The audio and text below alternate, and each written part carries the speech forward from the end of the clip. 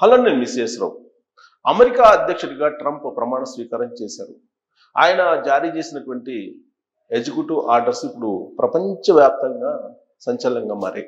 కానీ ఆ సందర్భంగా కొన్ని ఘటనలు మనం గనక గుర్తు చేసుకుంటే ఖచ్చితంగా ట్రంప్ నవ్వులు పాలయ్యారు అనిపిస్తుంది. ఏ విషయంలో నవ్వులు పాలయ్యారు అంటే, ఆయన చేసినటువంటి ప్రసంగంలో కొన్ని అంశాలను విన్న తర్వాత మహాభారతంలో ద్రౌపది నవ్వినట్టు హిల్లరీ, మాజీ అమెరికా విదేశాంగ మంత్రి, ఆవిడ పక్కున నవ్వారు. ఏ విషయంలో నవ్వారు అనంటే, ట్రంప్ తన ప్రసంగంలో ఆయన మెక్సికో గురించి మాట్లాడారు. గల్ఫ్ ఆఫ్ మెక్సికోను గల్ఫ్ ఆఫ్ అమెరికా అని చెప్పి మారుస్తాను అని చెప్పేసి ఆయన అన్నారు. అది సాధ్యం కాదు అనేది హిల్లరీ యొక్క అభిప్రాయం. ఎందుకంటే గల్ఫ్ ఆఫ్ మెక్సికోగా మార్చాలనంటే అనేక చోట్ల దాన్ని మార్చాలి. మొత్తం అన్ని చోట్ల ప్రపంచవ్యాప్తంగా కూడా అది మార్చాలి. సో అది సాధ్యం కాదు అనేటువంటి అభిప్రాయం. అంటే సాధ్యం కానటువంటి వాటిని ఇతను ప్రసంగంలో చెప్తున్నాడు అనేటువంటి భావంతో ట్రంప్ని గుర్తు చేసుకొని ట్రంప్ను చూస్తూ ఆవిడ పక్కున నవ్వారు. సో ఇది ఇప్పుడు ప్రపంచవ్యాప్తంగా సోషల్ మీడియాలో వైరల్ అవుతున్నటువంటి న్యూస్. ఒకవైపు ట్రంప్ ప్రసంగిస్తూ ఉంటారు, ఆయన గల్ఫ్ ఆఫ్ మెక్సికో కాదు గల్ఫ్ ఆఫ్ అమెరికా అని అన్నారు. వెంటనే పక్కున హిల్లరీ నవ్వినటువంటి విజువల్ ఇప్పుడు వైరల్ అవుతుంది. ఇది ఒక అంశం, నవ్వులు పాలైనటువంటి అంశం ట్రంప్ది. మరొక అంశం ఏంటంటే, రామస్వామిని ఏరి కోరి సలహాదారుగా పెట్టుకున్నారు ట్రంప్.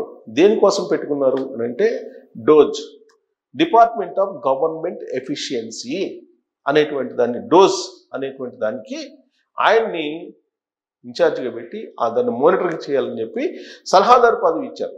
ఎవరికి? రామస్వామికి, ట్రంప్. అయితే జనవరి 20వ తారీఖున ట్రంప్ ప్రమాణ స్వీకారం చేసినటువంటి రోజే ఆయన ఆ పదవి నుంచి వైదొలిగారు.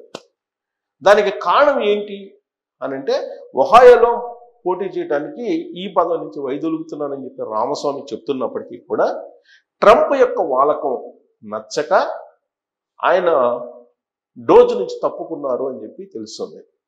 ఎందుకనంటే, ప్రభుత్వ ఉద్యోగుల్ని ఒక్కసారిగా కొన్ని వేల మందిని తొలగిస్తున్నట్టు ట్రంప్ ఒక ఎగ్జిక్యూటివ్ ఆర్డర్ని జారీ చేశారు. అమెరికా ప్రభుత్వంలో ఉండేటువంటి ప్రభుత్వ ఉద్యోగుల్ని ఏరివేసేటువంటి కార్యక్రమానికి శ్రీకారం చుట్టారు. డిపార్ట్మెంట్ ఆఫ్ గవర్నమెంట్ ఎఫిషియన్సీ అనేటువంటి ఒక దాన్ని తీసుకొని, ఎవరైతే పని బద్ధకస్తులు ఉంటారో, ఎవరైతే పని సమర్థవంతంగా చేయలేరో వాళ్ళని ఐడెంటిఫై చేసేసి వీలున్నంత తక్కువ యంత్రాంగంతో ఎక్కువ పాలన అందించాలి అనేటువంటిది ట్రంప్ యొక్క ఆలోచన. దానికి రామస్వామిని ఎంపిక చేసుకున్నారు. కానీ ప్రమాణ స్వీకారం చేసే రోజునే ఆయన వైదొలిగారంటే ట్రంప్ యొక్క ఆలోచన కరెక్ట్ కాదు అనేది అమెరికాలో ఉండేటువంటి ప్రభుత్వ యంత్రాంగంలో, ప్రభుత్వ ఉద్యోగుల్లో చాలా బలంగా తొలి రోజే వెళ్ళిపోయింది. ఇది ఒక నవ్వులు పాలు కలిగించేటువంటి అంశంగా ట్రంప్కి మారింది. ఇక మరొక అంశాన్ని మనం ప్రస్తావించుకుంటే, ఎలన్ మస్క్ టెస్లా అధినేత, స్పేస్కి ప్రైవేట్గా ర్యాకెట్లను పంపించేటువంటి ప్రయత్నం చేస్తున్నటువంటి ఒక యంగ్ టెక్కీగా అమెరికాలో ఆయన పేరుంది. అసలు ట్రంప్ని గెలిపించిందే తాను అనేటువంటి విషయాన్ని ఆయన సంబరాల్లో, ప్రమాణ స్వీకార సంబరాల్లో ఏర్పాటు చేసినటువంటి ఒక వేదిక మీద ఆయన మాట్లాడారు. ఇది కూడా నవ్వులు పాలు. ఎందుకంటే ట్రంప్ అమెరికా అధ్యక్షుడు, ట్రంప్ని గెలిపించింది తాను. ట్రంప్ని గెలిపించడానికి తాను చేసినటువంటి ప్రయత్నాలని మస్క్ ట్రంప్ సమక్షంలోనే, ట్రంప్కి తెలిసే విధంగానే మాట్లాడారు. అంటే ట్రంప్ సామర్థ్యం ఏమీ లేదు అనేటువంటి ఒక అభిప్రాయం వెళ్ళిపోయింది అమెరికా ప్రజల్లోకి. పైగా మస్క్ సంచలనమైనటువంటి ఒక ట్వీట్ చేశారు. ఆయన ఏమంటున్నారంటే, ఆయన ఏదైతే చేశారో ట్రంప్ నేనే గెలిపించాను అని చెప్పారు. దాని మీద నెట్జన్లు చాలా మంది మస్క్ గురించి వ్యతిరేకమైనటువంటి ట్రోల్స్ చేస్తున్నారు. దానికి ఆయన ప్రతిగా ఏం చేస్తున్నారంటే ఎక్స్ వేదికగా మీరు చేసేటువంటి విమర్శలు చాలా చౌకబారుగా ఉన్నాయి, ఇంకా చాలట్లేదు, ఇంకా దాన్ని ఫోర్స్ఫుల్గా చేయండి, కిక్ ఇవ్వట్లేదు మీరు ఇచ్చేటువంటి ట్రోల్స్, కిక్ ఇచ్చేలాగా మీరు రెస్పాండ్ కండి అని చెప్పి ఆయన చెప్తున్నారు. America first, make America great America నినాదంతో ఆయన ప్రచారం చేశారు. ఆ ప్రచారం కారణంగానే అమెరికా అధ్యక్షుడిగా ట్రంప్ బాధ్యతలు స్వీకరించాడు అని చెప్పి ఆయన భావిస్తున్నారు. మస్క్ చేసినటువంటి హడావుడి ట్రంప్ ప్రమాణ స్వీకారం సందర్భంగా మరెవరు చేసి ఉండరు. ఆయన అసలు మొత్తం తన చేతిలోనే ఉండేలాగా ప్రభుత్వం వ్యవహరిస్తున్నాడు అనేటువంటి అభిప్రాయం అమెరికన్స్లో ఉంది. ట్రంప్ ఆయన్ని ఏరికోరి సలహాదారుగా పెట్టుకున్నారు.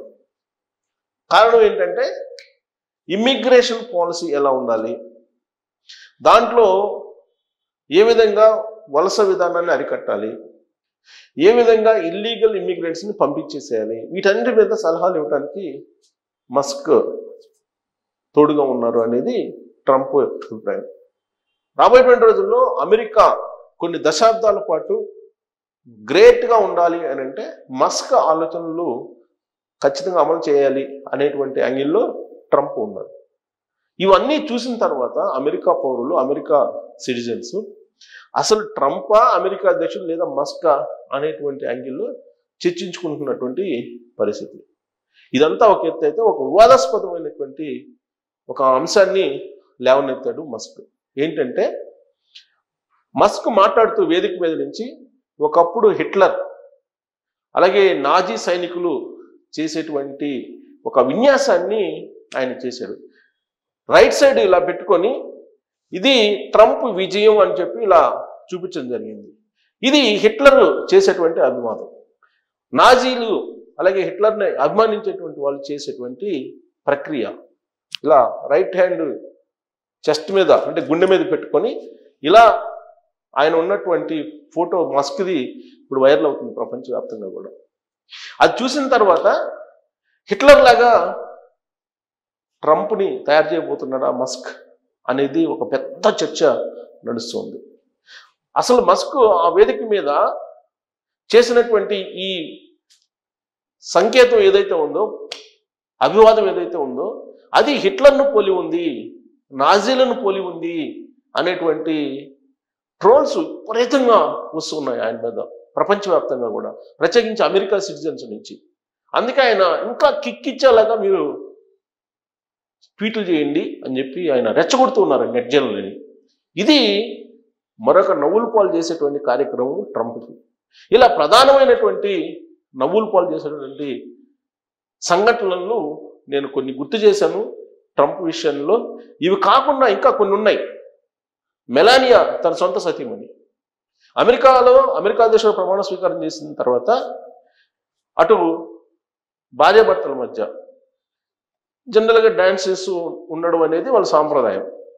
ఆ సందర్భంగా కిస్ ఇవ్వటానికి ట్రంప్ ముందుకి ప్రయత్నం చేస్తే ముందుకి వచ్చి కిస్ ఇవ్వడానికి మెలానియా అడ్డం పెట్టుకొని ఇటు తిరిగింది.